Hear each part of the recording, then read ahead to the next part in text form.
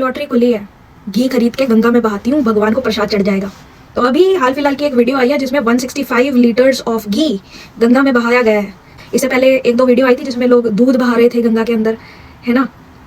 इन videos में, even दूध वाली वीडियोस में भी आपने देखा होगा कि कुछ बच्चे आए दूध लेने के लिए, पर इनसे वो दूध उनको नहीं दिया गया, गंगा में बहाना है, वही उसी से ही पुण्य लगेगा। जाहिल पने की भी कोई हद होती है भाई।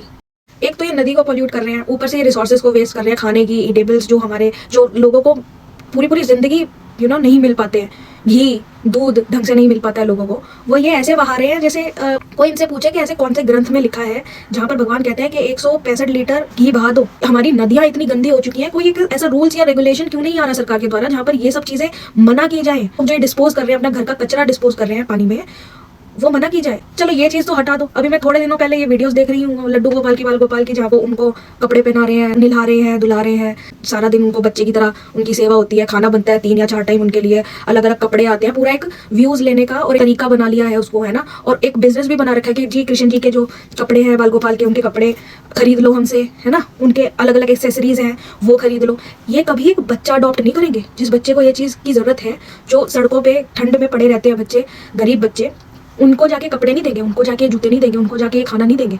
लेकिन ये ढोंग ढकोसले करेंगे। क्यों? जिन्हें आदेश दे रखा है वो इतना करेगा तो हम इतना करेंगे।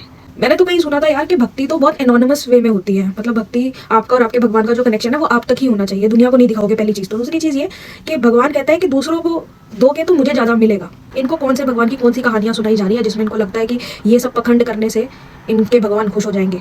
मुझे नहीं पता है कौन से नई सेल्फिश भगवान आए हैं मार्केट में, आई डोंट नो, बट ये ढकोसला करना ना तो सीखो इन लोगों से, और अगर आप कर रहे थे अभी तक तो इसे रोक दो भाई। जिसको ज़रूरत है उसके लिए ये सब चीज़ें करो, इतने भी कमअकल बनने की ज़रूरत नहीं है।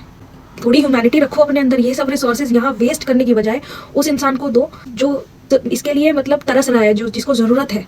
अब वो ये 165 लीटर्स जो इन्होंने घी बहाया है, किसी गरीब को मिल जाता कितनी दुआएं देता वो। प्रॉब्लम ये है कि इस आर्ग्यूमेंट में ये दूसरा धर्म भी ले आएंगे, है ना, कि तुम मुस्लिम पे क्यों नहीं बोलते हो, तुम क्रिश्चियंस पे क्यों नहीं बोलते हो। अरे भाई मैं तो हिंदू हूँ, हिंदू पे ही बोलूंगी। दूसरे वाले मेरी तरफ से गू खाए, मैं अपने धर्म वालों को सही करूँ ना। तुम तो सही हो जाओ, फिर दूसरे धर्म पे बोल लेना। समझाने का क्या ही फायदा, कुछ लोगों की बुद्धि में कुछ नहीं घुसना। लेकिन भाई जो समझने वाले हैं, जो समझदार हैं, जो इस बात को समझ सके, भाई समझो।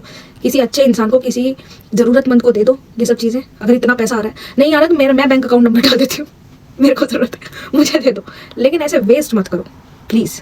कोई भगवान नहीं खुश होने वाला। ये कितना भक्ति में रहना है तो खुद पढ़ के देखो, क्या ये सच्चाई है, क्या ऐसा कुछ लिखा है, क्या इस चीज़ की ज़रूरत है भगवान को इम्प्रेस करने के लिए। थोड़ा इसका यूज़ करो भाई, इसका यूज़ करो, बहुत ज़रूरत है।